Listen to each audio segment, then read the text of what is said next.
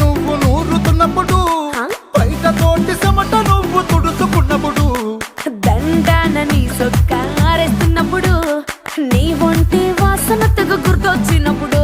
రెండు చేతులెత్తి జుట్టు ముడిసినప్పుడు, జండు కత్తుకొని పడుకున్నప్పుడు, అలసిపోయి నువ్వు ఆవలించినప్పుడు, వచ్చుండై ఫీలింగ్స్ వచ్చి వచ్చి చంపేస్తు